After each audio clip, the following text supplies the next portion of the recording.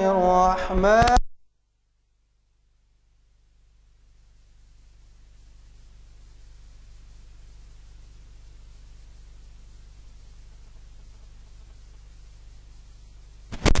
كيف خلق وإلى السماء كيف رفعت وإلى الجبال كيف نصبت وإلى الأرض كيف سطحت فذكر إنما أنت مذكر لست عليهم بمسيطر إلا من تولى وكفر فيعذبه الله العذاب الأكبر إن إلينا إيابهم ثم إن علينا حسابهم صدق الله العظيم. السلام علیکم. جیسے کہ آپ کو معلوم ہے ہمارے اعلامیہ نمبر 448 کا چوتھا آئٹم شریعت انفارمیشن سروس کی 460ویں نشست جس کا عنوان دین اور سیاست کا رشتہ. اس عنوان سے ہمیں آپ کے جانے پہچانے بین الاقوامی شہرت رکھنے والے مخرر پروفیسر محسن عثمانی ندوی صاحب ہمیں مخاطب کر رہے ہیں اور سے بھی آپ واقف ہیں کہ ہم عنوان ہمیشہ مخرر پر چھوڑ دیتے ہیں. تو مخرر صاحبین حالات حاضرہ کا خیال کرتے ہوئے اس کے پس منظر میں جو خطاب ہو سکتا ہے اس کے لیے وہ عنوان دیتے ہیں. اب آپ ہی اندازہ لگائیے کہ آج دین اور سیاست کے رشتے کی کتنی اہمیت ہے. یہ دین اور سیاست کا رشتہ کو کنٹروورشل ضرور ہے کیونکہ کوئی کہتا ہے کہ دین اور سیاست کو جدا رکھنا اور کوئی کہتے ہیں دین اور سیاست علیحدہ نہیں ہے. ان حالات میں ہمارے لیے یہ لیکچر کافی استفادے کا باعث ہے کیونکہ ہم بھی کوئی ایسے تو نہیں ہیں کہ جو چاہیں ہم کر بیٹھے کیونکہ اگر ہم کو صحیح رہنمائی ملتی ہے تو ہم اس کو قبول کرنا چاہیے. تو جو ہمارے مخرر صاحبین ہیں آپ جیسے جانتے ہیں وہ کافی تیاری سے آتے ہیں اور دلیلوں کے ساتھ وہ اپنے نظریات کو پیش کرتے ہیں. یہ محفل تاریخ اسلام کی 568ویں شریعت انفارمیشن سروس کی 460ویں نشست ہے اور جامع مسجد عالیہ کے کانفرنس ہال میں گن فاؤنڈری میں منعقد ہو رہی ہے. اور آج 8 اکتوبر 2012 مطابق 21 ذی-القعدہ 1433 بروز پیر بعد نماز عصر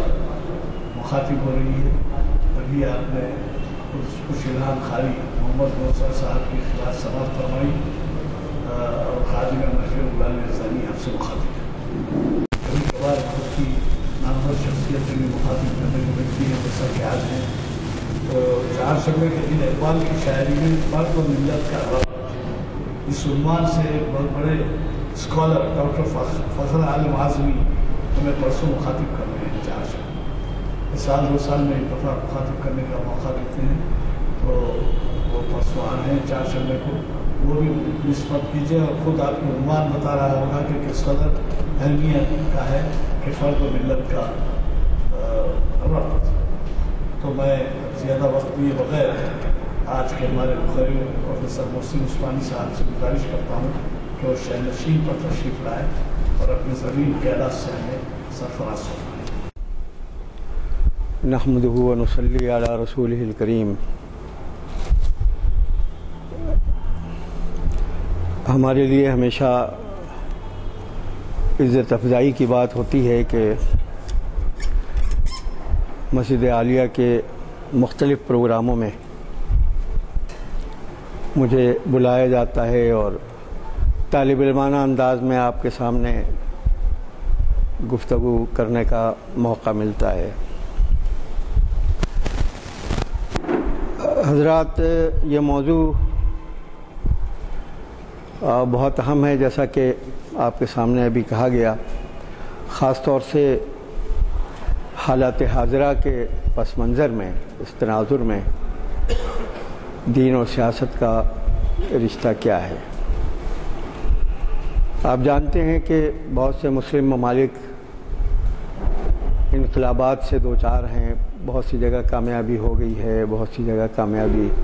نہیں ہوئی ہے۔ اس پس منظر میں اس موضوع کی بڑی اہمیت ہے کہ دین کا سیاست سے رشتہ کیا ہے، یعنی یہ کہ کیا ہم ہر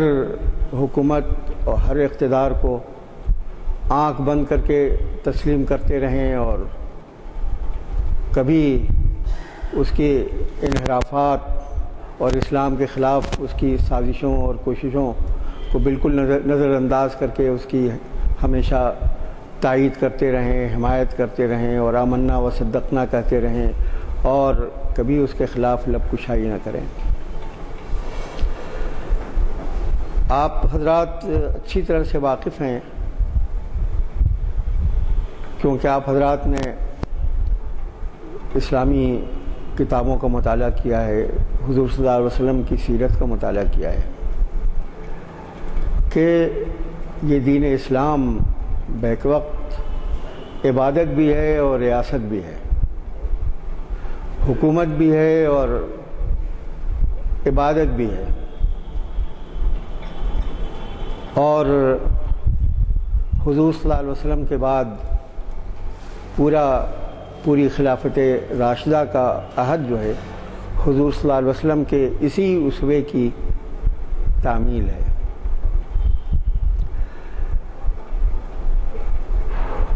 اس دور میں سیاست کے موضوع پر بے شمار کتابیں لکھی جاتی رہی ہیں۔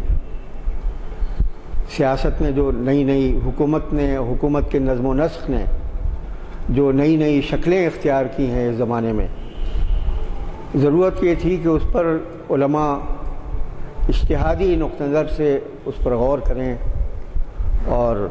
اسلام کی روشنی میں بتائیں کہ اس میں سے کیا چیزیں ایسی ہیں کیا تبدیلیاں ایسی ہیں جو اسلام کے خلاف نہیں ہیں، جن کو ہم اختیار کر سکتے ہیں اور ان کی پیروی کر سکتے ہیں، اور کیا چیزیں ایسی ہیں جن کو نظر انداز کرنا ضروری ہے، اس لیے ضروری ہے کہ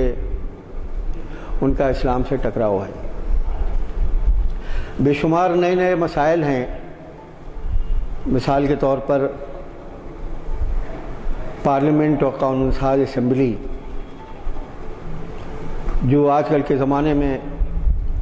اور جمہوری حکومتوں میں دیکھی جاتی ہیں، کیا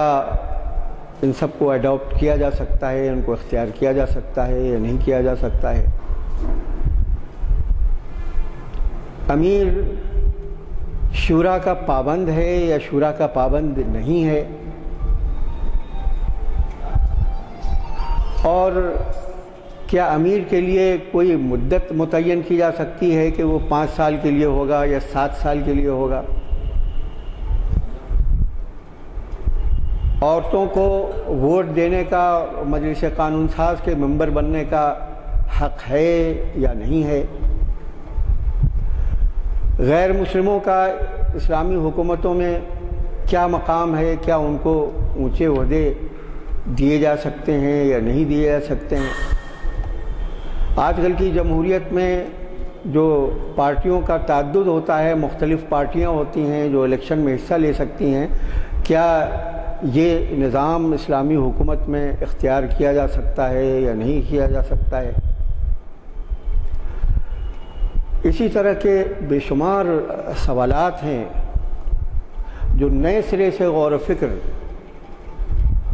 اور اجتہادی نقطہ نظر کی ضرورت کو سامنے لاتے ہیں۔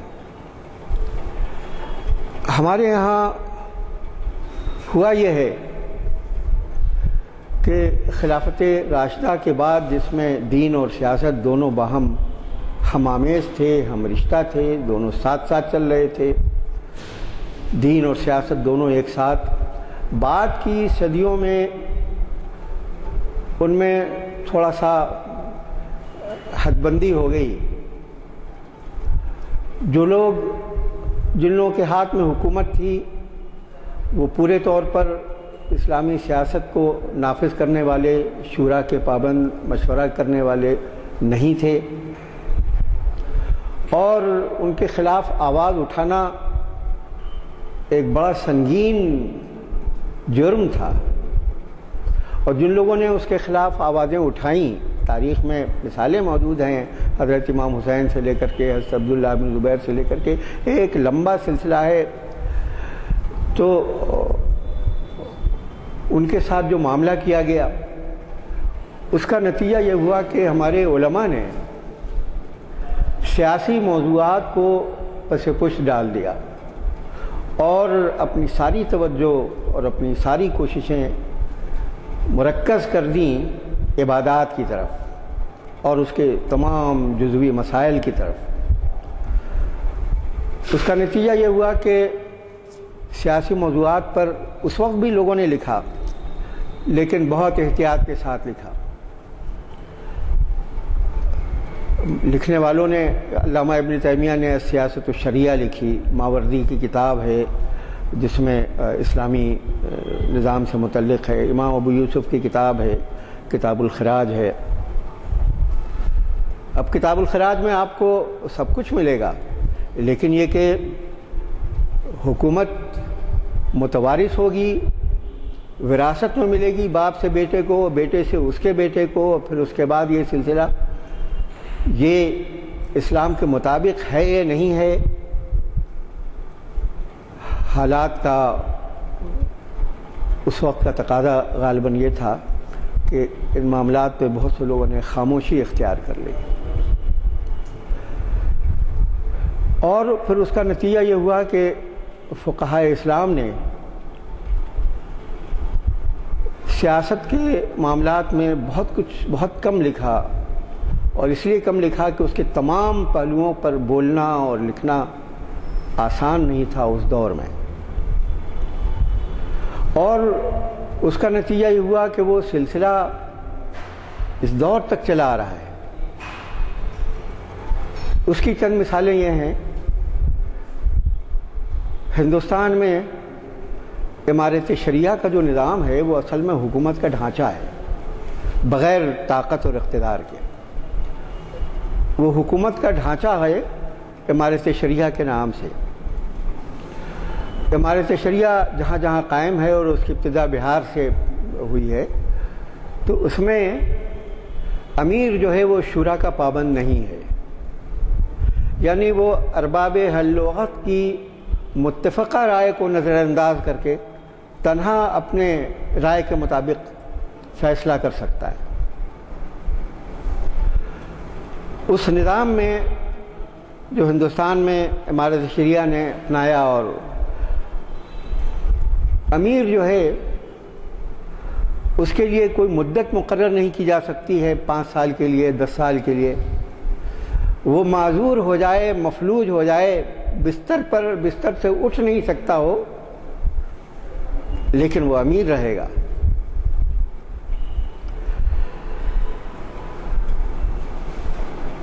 تو یہ چیزیں ایسی ہیں کہ اس پر دلیل کیا ہوتی ہے؟ دلیل یہ ہوتی ہے کہ حضور صلی اللہ علیہ وسلم کے بعد حضرت ابوبکر خلیفہ بنائے گئے، اور وہ تا زندگی خلیفہ رہے۔ حضرت ابوبکر کے بعد حضرت عمر خلیفہ بنائے گئے، ان کا انتخاب ہوا، اور وہ تا زندگی خلیفہ رہے، اور ان کے بعد حضرت عثمان، اور ان کے بعد حضرت علی۔ تو یہ دلیلیں پیش کی جاتی ہیں نظام حکومت میں امیر کے لیے کوئی متعین وقت نہیں قرار دیا جا سکتا ہے کہ وہ اتنے عہدے کے ایک بار جب ہو گیا تو جب تک اس کی روح پرواز نہیں ہو جائے وہ اس وقت تک وہ امیر رہے گا۔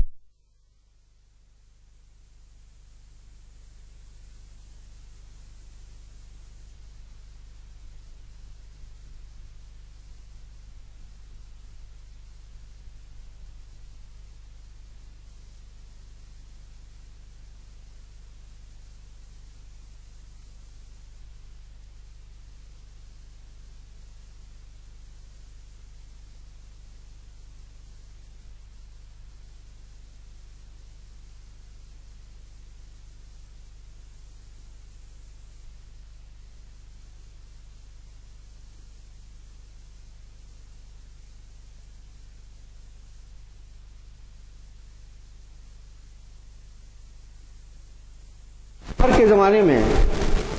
جب عراق فتح ہوا اور سواد عراق مفتوحات میں شامل ہوئیں تو حضرت عمر کا طریقہ اس سے مختلف تھا۔ انہوں نے کہا کہ وہ حضور صلی اللہ علیہ وسلم کی ایک حکمت عملی تھی، حالات کے لحاظ سے یہ حکمت عملی تبدیل ہو سکتی ہے۔ چنانچہ حضرت عمر نے اس کو مجاہدین کے درمیان میں تقسیم نہیں کیا۔ اس طرح کی اور بھی فقہ کی کتابوں میں بہت سی مثالیں مل سکتی ہیں۔ اب اس زمانے کے سب تو نہیں لیکن خاصی بڑی تعداد ایسے علماء کی ہے جو نئے سرے سے ان معاملات پر اور سیاسی نظم و نسق پر اور حکومت کے مختلف طریقوں پر اس پر غور کرنے کے لیے تیار نہیں ہے۔ افغانستان کا فیصلہ طالبان کے زمانے میں آیا کہ الیکشن جو ہے درست نہیں ہے، عورتوں کا انتخاب میں الیکشن میں حصہ لینا درست نہیں ہے، عورتیں قانون اسمبلی کی ممبر نہیں ہو سکتی۔ اور یہ نقطہ نظر صرف افغانستان اور طالبان کے علماء کا نہیں رہا ہے بلکہ ایک بڑی تعداد ہے جو اس انداز سے سوچتی ہے۔ دوسری طرف ایسے بیدار مغز اجتہادی صلاحیتوں کو کام میں لانے والے علماء اس زمانے میں سامنے آئے ہیں جنہوں نے نئے سرے سے تمام مسائل پر غور کیا ہے اور اس پر لکھنا بھی شروع کیا ہے۔ ان میں شاید بہت زیادہ ممتاز اور نمایاں نام شیخ یوسف القرضاوی کا ہے۔ جمہوریت کے سلسلے میں بہت سے علماء نے کہا کہ جمہوریت اسلام سے ٹکراتی ہے۔ جمہوریت اسلام سے اس لیے ٹکراتی ہے کہ اس میں اقتدار اعلیٰ جو ہے عوام کو دیا گیا ہے، جبکہ اسلام میں اقتدار اعلیٰ کا مالک صرف اللہ تعالیٰ ہے۔ شیخ یوسف القرضاوی نے اپنی کتاب فقہ الدولہ میں لکھا ہے کہ اگر جمہوریت کا یہ مفہوم ہے کہ اس میں حاکمیت الہ کی نفی کی جا رہی ہے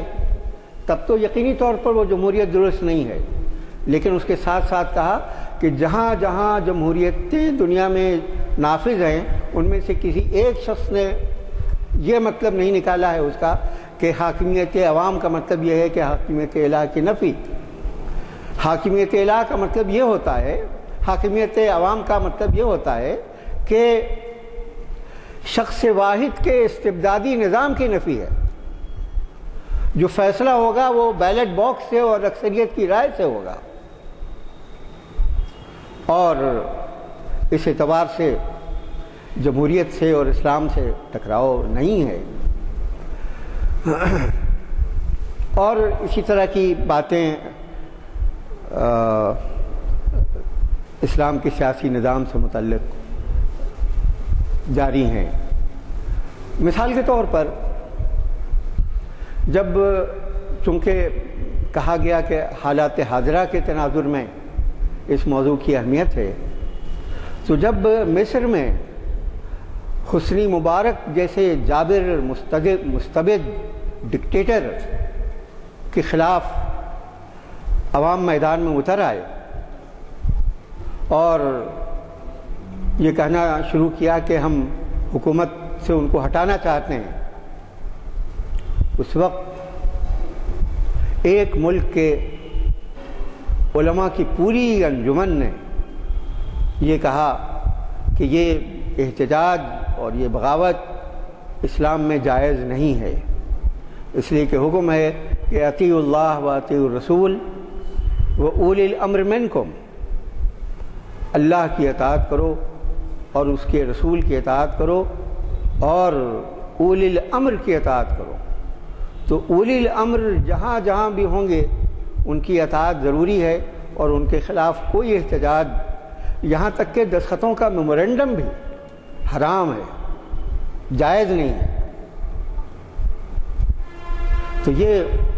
اہل افتاء اور مفتیان کرام کی ایک پوری جماعت نے یہ فتویٰ جاری کیا اور تمام اخبارات میں آیا اور وہ آیا۔ حالانکہ اولی الامر کے خلاف خروج کی جو ممانعت ہے اس سے مراد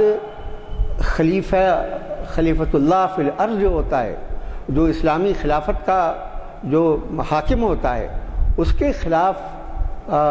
خروج درست نہیں ہے۔ اس کا مفہوم یہ ہے، اس کا مفہوم یہ نہیں ہے کہ چھوٹی چھوٹی بے شمار سلطنتیں ہیں اور اس کا جتنا ہی نالائق سے نالائق کوئی شخص حکمراں ہو جائے تو اس کے خلاف بھی بغاوت درست نہیں ہے اور اس کے خلاف بھی خروج درست نہیں ہے۔ اس وقت بھی شیخ یوسف القرضاوی نے اس طرح کے فتووں کی مخالفت کی اور کہا کہ حسنی مبارک کے خلاف جو بغاوت، جو احتجاج، اس کا حال یہ تھا کہ وہ الیکشن اپنے ہاں وہ کراتا تھا اور ہر الیکشن میں 95% سے اس کی کامیابی ہوتی تھی، اور جو جتنی دینی جماعتیں آج وہاں شیخ محمد مرسی حکمراں ہیں جو جن کا تعلق اخوان المسلمین سے ہے، پوری اخوان المسلمین کے جتنے رہنما ہوتے تھے سب جیل میں ہوا کرتے تھے۔ یہ تو اصل میں سیاسی۔ اچھا، اس کے بعد یہ ہوا ہے، اس کے بعد ہوا یہ ہے کہ استعماری طاقتوں نے جب عالم اسلام پر قبضہ کیا اور ان پر اپنی حکومتیں قائم کیں تو ان کے مفاد کا تقاضا بھی یہ تھا کہ یہ بتایا جائے کہ یہ دین الگ چیز ہے اور سیاست الگ چیز ہے۔ مغربی تصور یہ رہا ہے کہ دین اور سیاست کے درمیان میں کوئی رشتہ نہیں ہے، اور وہ ری ایکشن تھا جب ایک زمانے میں کلیسا کو اقتدار حاصل تھا اور تمام چیزوں کی باغ ڈور ان کے ہاتھ میں ہوا کرتی تھی، وہ ہر طرح کے اختیارات کے مالک ہوا کرتے تھے، تو انہوں نے چھوٹے چھوٹے اختلافات،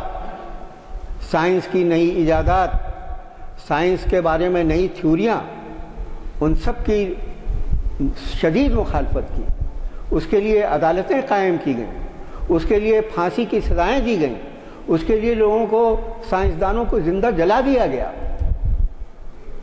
تو اس کا نتیجہ ہوا کہ یورپ میں دین اور سیاست دو بالکل ایک دوسرے کے موازی، ایک دوسرے سے بالکل الگ چیز بن گئی۔ تو اب یہ استعماری طاقتوں کے مفاد میں تھا کہ مسلمانوں کو یہ سمجھایا جائے کہ بھائی دین کا مطلب یہ ہے کہ تم مسجد میں جاؤ اور اللہ کی عبادت کرو، نفل نمازیں پڑھو، زکوٰۃ دو، حج کرو۔ سیاست کا تعلق تو عام انسانی معاشرے سے ہے، اس کا تعلق دین، انسانی معاشرے اور اس کے مسائل، سماج اس کے مسائل، اس کو حل کرنا، ان سب کا تعلق سیاست سے ہے نہ کہ دین سے ہے۔ تو ایک تو تاریخ میں جو ایک تسلسل رہا ہے اسلام میں بھی استبدادی نظام کا، اس کے زیر اثر، اور دوسرے مغربی پروپیگنڈے کے زیر اثر خاصی بڑی تعداد میں لوگوں کا ذہن بن گیا کہ بھئی دین تو ایک الگ چیز ہے اور سیاست جو ہے بالکل الگ چیز ہے۔ نہ صرف یہ کہ عوام میں بلکہ علماء کے ایک طبقے میں یہی ذہن بنا۔ چنانچہ جامع ازہر جو دنیا کا مشہور اسلامی تعلیم کا مرکز ہے، ادارہ ہے، اس کے ایک فارغ اور اس کے ایک اسکالر شیخ علی عبدالرازق، انہوں نے کتاب لکھی، اس کا نام ہے اسلام و اصول الحکم، اسلام اور حکمرانی کے طریقے۔ اس میں انہوں نے یہی تھیوری پیش کی کہ دین تو دین ہے، اس کا تعلق روحانیت سے ہے، اس کا تعلق مع اللہ سے ہے، اس کا تعلق اپنی بری عادتوں کو چھوڑنے اور قلب کی تطہیر اور قلب کے تزکیے سے ہے، اس کا تعلق سیاسی مسائل سے نہیں ہے۔ اس وقت کے علماء اتنے بالغ نظر تھے کہ انہوں نے اس کو قبول نہیں کیا۔ جامع ازہر کے علماء نے اور اس کے جو لوگ اس کے جن کے ہاتھ میں جامع ازہر کی اس وقت قیادت تھی، انہوں نے اس کو قبول نہیں کیا اور کہا کہ اسلام اور سیاست کے درمیان میں علیحدگی کی فکر پھیلانے والی یہ کتاب اسلام کے مطابق نہیں ہے۔ اور انہوں نے اتنی سخت کارروائی کی کہ شاید ہی یونیورسٹیوں کی تاریخ میں اتنی بڑی سخت کارروائی کی ہو۔ انہوں نے شیخ علی عبدالرزاق کی ازہر کی سند کو ضبط کر لیا۔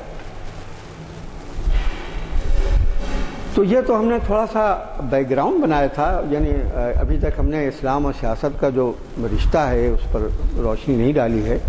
اس پر ہماری ایک چھوٹی سی ایک تحریر بھی تھی، ہم چاہتے تھے کہ اس کے ضروری حصے مختصراً ہم آپ کو بتاتے ہیں۔ اب یہ جو قرآن میں حکم ہے اطیعوا اللہ و اطیعوا الرسول و اولی الامر منکم، اگر سیاست کا اسلام سے رشتہ نہیں ہے تو یہ کیوں حکم دیا گیا ہے کہ اولی الامر کی اطاعت کرو؟ اللہ کی اطاعت اور اس کے رسول کی اطاعت اور اولی الامر کی اطاعت، اولی الامر کی اطاعت یہ ضروری ہے۔ اگر سیاست سے رشتہ نہیں ہوتا تو یہ حکم نہیں دیا جاتا کہ اولی الامر کی اطاعت کرو۔ لیکن اس کے بعد ایک معیار بھی اس کے بعد ہے فَإِن تَنَازَعْتُمْ فِي شَيْءٍ فَرُدُّوهُ إِلَى اللَّهِ وَالرَّسُولِ، یعنی اگر تمہارا کسی مسئلے میں اولی الامر سے اختلاف ہو جائے، آگے بڑھنے سے پہلے اس لفظ پر خالی غور کریے وَإِن تَنَازَعْتُمْ فِي شَيْءٍ، یعنی امیر سے، حاکم سے، خلیفہ سے، اسٹیٹ کے والی سے تنازع کیا جا سکتا ہے، اس سے اختلاف کیا جا سکتا ہے، اس کی باتوں کی تردید کی جا سکتی ہے، اور ہر شہری کو، ہر مسلمان کو حق ہے کہ اپنے حاکم اور اپنے والی اور اپنے امیر اور اپنے خلیفہ سے اختلاف کرے۔ اس کا تعلق بھی ایک جمہوری قدروں سے ہے، یعنی خلفاء راشدین کے زمانے میں جمعے کے بعد راستہ چلتے ہوئے لوگ خلیفہ کا دامن پکڑ لیتے تھے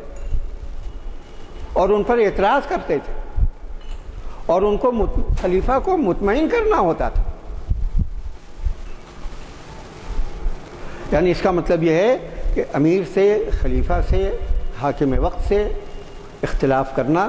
مشروع ہے اور بالکل درست ہے اور کرنا چاہیے۔ وَإِن تَنَازَعْتُمْ سے یہ بات ثابت ہوتی ہے۔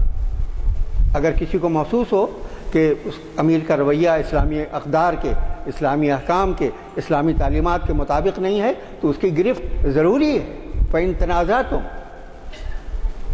اچھا سوال یہ ہے کہ جب امیر سے تنازع ہو جائے، جب امیر سے اختلاف ہو جائے، کچھ لوگ یہ بات کہیں، امیر اپنی بات کہے، تو پھر کیا ہوگا؟ معیار متعین کر دیا گیا اس کے بعد فَإِن تَنَازَعْتُمْ فِي شَيْءٍ فَرُدُّوهُ إِلَى اللَّهِ وَالرَّسُولِ۔ علماء کا، اسلامی قوانین کے ماہرین کی ایک جماعت ہوگی جو یہ طے کرے گی کہ یہ عوام کا ایک طبقہ جو بات کہہ رہا ہے وہ صحیح ہے اور یا خلیفہ کی یا امیر کی بات صحیح ہے، اور جو اس کا فیصلہ ہوگا قرآن و سنت یہ کہتا ہے، اور ظاہر ہے کہ اس کا فیصلہ ہر شخص عام و خاص نہیں کرے گا بلکہ وہ لوگ کریں گے جو اسلامی قوانین کے، کتاب و سنت کے ماہرین ہیں۔ اختیار کرنا ہوگا۔ حضرت عمر رضی اللہ تعالیٰ عنہ جب خلیفہ ہوئے تھے تو انہوں نے یہ کہا کہ اگر میں سیدھے راستے سے ہٹ کر کے غلط راستے چلوں تو تم تلوار سے مجھ کو ٹھیک کر دو۔ یعنی خلفاء دعوت دیتے تھے تنقید کی، اعتراض کی، اور خلافت راشدہ کے بعد جو زمانہ آیا ہے اور جس کا ایک بڑا لمبا عرصہ کئی صدیوں پر محیط، وہ بیچ بیچ میں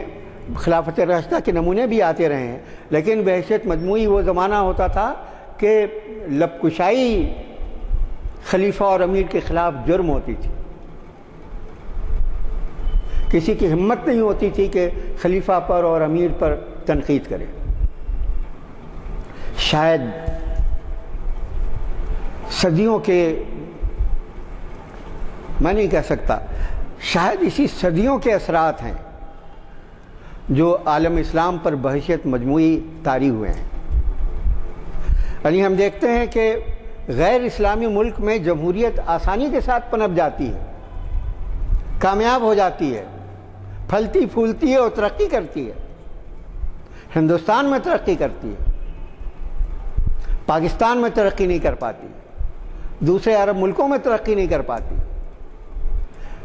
ہو سکتا ہے کہ وہ ایک نفسیاتی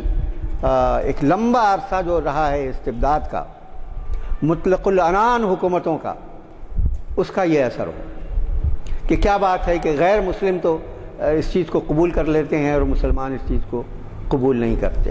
جبکہ خلافت راشدہ کا نمونہ یہ ہے کہ لوگ خلیفہ پہ اعتراض کرتے ہیں، خلیفہ پہ تنقید کرتے ہیں، خلیفہ خود تنقید کی دعوت دیتا ہے۔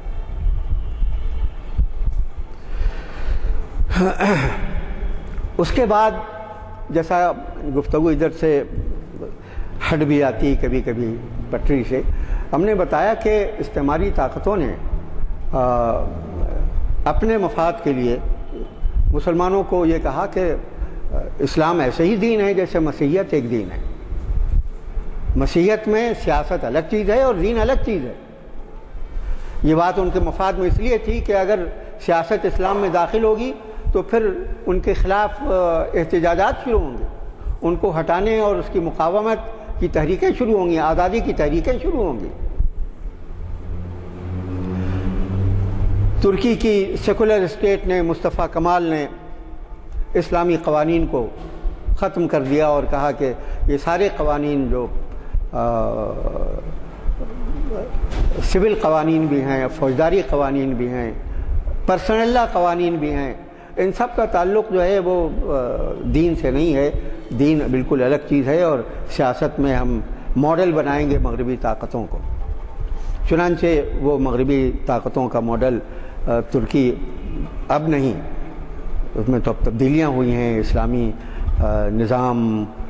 کی طرف رغبت بھی پیدا ہوئی ہے، سب چیزیں پیدا ہوئی ہیں، ایک احیاء اور ایک بیداری ترکی میں پیدا ہوئی ہے، لیکن ایک لمبے عرصے تک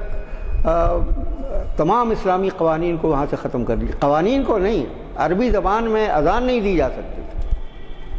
عربی رسم الخط کو بھی ختم کر دیا گیا۔ بہت مدتوں کے بعد ایک گویا روشنی افق میں نظر آئی ہے کہ ہم دیکھتے ہیں کہ اسلامی نظام کی حمایت اور اس کے لیے بیداری، قرآن کا اس دین کا تعلق سیاست سے بھی ہے۔ اس کی بہت سی دلیلیں ہیں کیونکہ اسلام ایک جامع دین ہے۔ اللہ تعالیٰ فرماتا ہے تبیانا لکل شیء وہدی ورحمۃ وبشریٰ للمسلمین، اس میں ہر چیز کی وضاحت ہے۔ لکل شیء، اس کے اندر معاشرت بھی داخل ہے، اس کے اندر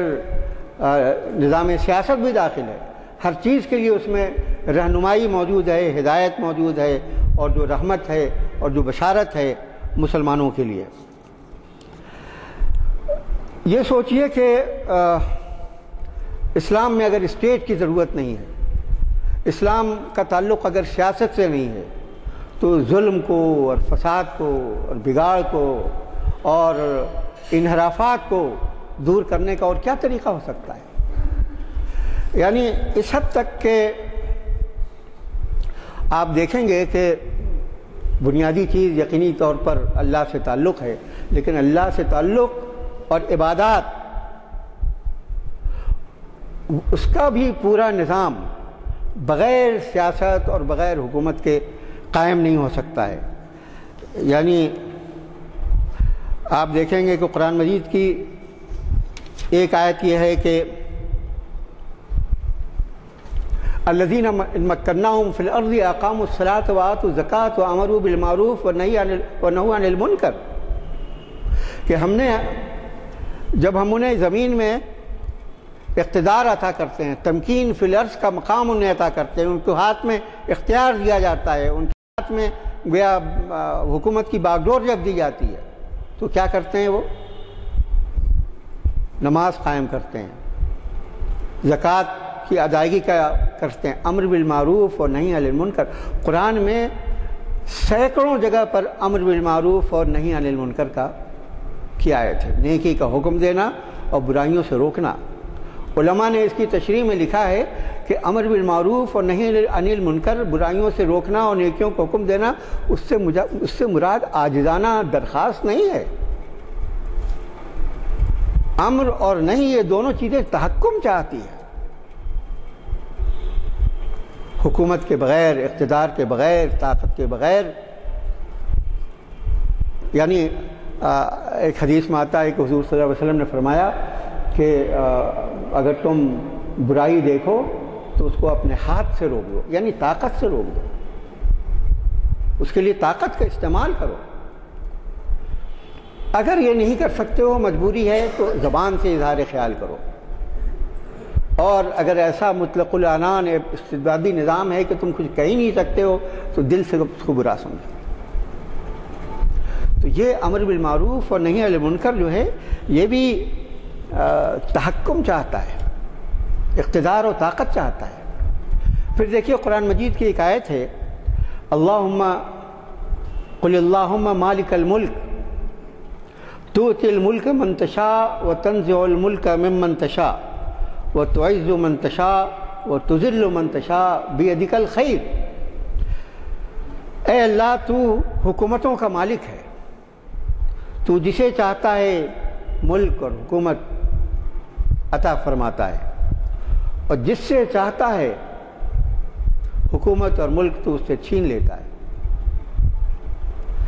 اور جس کو چاہتا ہے عزت دیتا ہے، جس کو چاہتا ہے ذلیل کرتا ہے۔ بیدک الخیر، خیر سب تیرے ہی ہاتھوں میں ہے۔ یہاں پر یاد آیا کہ حسنی مبارک کو عمر قید کی جب سزا دینے کے لیے جج نے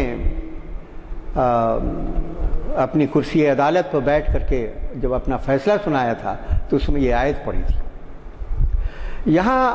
اس آیت کو ہم نے اس لیے ذکر کیا ہے کہ اس کو بعض علماء نے جو باتیں لکھی ہیں اس کے سلسلے میں، اے اللہ، تو حکومتوں کا مالک ہے، تو ملک جس کو چاہتا دیتا ہے اور جس سے چاہتا ہے چھین لیتا ہے، جس کو چاہتا ہے عزت دیتا ہے، جس کو چاہتا ہے ذلیل کرتا ہے۔ اس میں علماء نے یہ لکھا ہے تفسیر میں کہ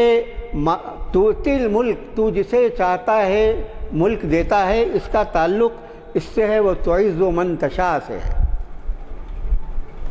اور اس آیت کا یہ جو ٹکڑا ہے کہ تنزع الملک ممن تشاء،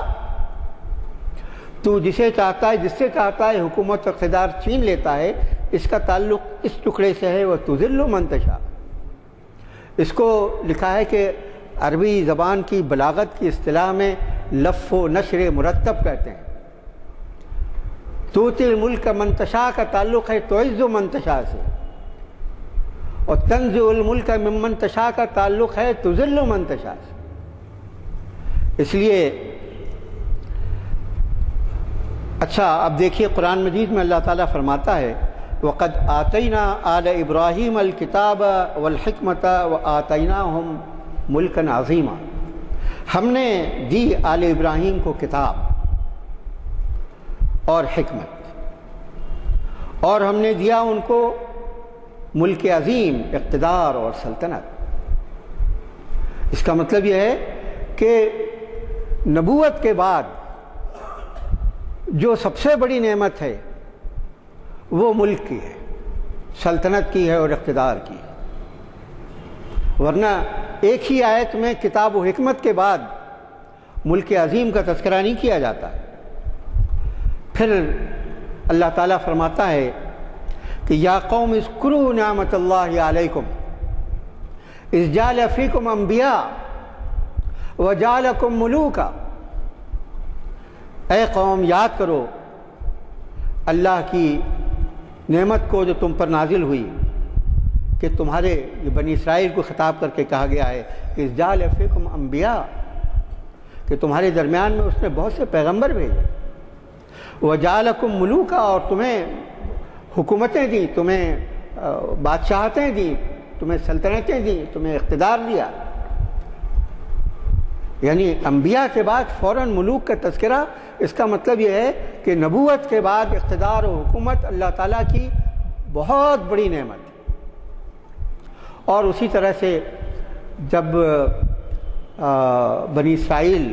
اللہ تعالیٰ کے احکام کی خلاف ورزی کرنے لگے تو ان سے کہا گیا تھا کہ تم سے اقتدار چھین لیا جائے گا، اور ان کو 2 مرتبہ، یہ پوری لمبی آیت ہے، ابھی ہم اسے نہیں پڑھیں گے، کہ اللہ تعالیٰ کا غضب نازل ہوا اور اللہ تعالیٰ نے ان کو اقتدار سے ہٹایا اور ذلیل کیا۔ پھر یہ کہ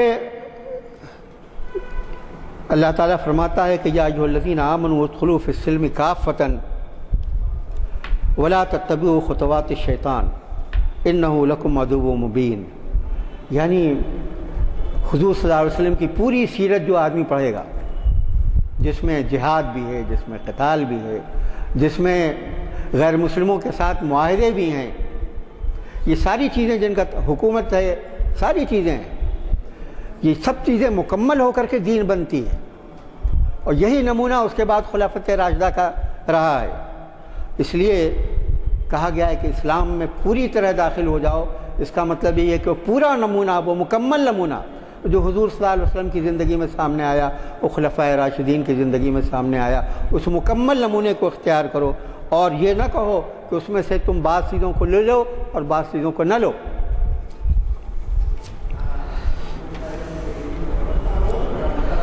تو جب قرآن ہمارے لیے نمونہ ہے، جس میں جہاد کا حکم بھی ہے، جس میں حکومت و سلطنت کی باتیں بھی ہیں، اس کی رہنمائی بھی موجود ہے، اور پھر خلافت راشدہ کی تک کی بات ہم اس لیے کرتے ہیں کہ وہ حدیث سے ثابت ہے، علیکم بسنتی وسنت الخلفاء الراشدین المہدیین، تمہیں میری پیروی کرنی ہے اور خلفائے راشدین کی پیروی کرنی ہے۔ اس کا مطلب یہ ہے کہ خلفائے راشدین کے طرز عمل کی پیروی عین دین اور عین اسلام ہے، اور اس کی مخالفت اسلام کی مخالفت ہے۔ تو ہمارے لیے یہ ممکن نہیں ہے کہ ہم سیاست کو دین سے علیحدہ کریں، اور ہمیں ہمارے محدود مطالعے میں ہندوستان میں علامہ حضرت شاہ ولی اللہ دہلوی کے بعد علماء دین میں جو نمونہ ملتا ہے اسلام کی واقفیت کا، اس پوری اسلامی تاریخ سے واقفیت کا اور سیرت نبوی سے مکمل واقفیت کا، ان میں جو چند نام ہو سکتے ہیں، ان میں ایک نام علامہ سید سلیمان ندوی کا ہے، جن کی 7 جلدوں میں سیرت النبی پر انسائکلوپیڈیا موجود ہے۔ دیکھیے وہ کہتے ہیں، میں ان کا اقتباس چھوٹا سا پڑھتا ہوں، ایک مدت سے علماء کی گوشگیری اور صوفیہ کی خانقاہ نشینی نے عوام کو یہ یقین دلایا ہے کہ قیام سلطنت اور امور سلطنت میں دخل و تدبیر دنیا کا کام ہے، جس سے اہل علم اور اہل اتقاء کو کنارہ کش رہنا چاہیے۔ اور ہم اپنی گفتگو کو حاضر کے ایک بڑے عالم دین حضرت مولانا ابو الحسن علی ندوی صاحب کے ایک اقتباس پر ختم کرتے ہیں۔ مولانا اپنی کتاب نیا طوفان اور اس کا مقابلہ میں صفحہ نمبر 32 اور 33 پر لکھتے ہیں، میں اپنے بارے میں صراحت کے ساتھ بتا دینا چاہتا ہوں کہ زندگی کے کسی لمحے اور کسی وقفے میں بھی میں ان لوگوں میں نہیں رہا ہوں جو دین و سیاست کی تفریق کے قائل ہیں، نہ میں ان لوگوں میں ہوں جو دین کی ایسی تعبیر کرتے ہیں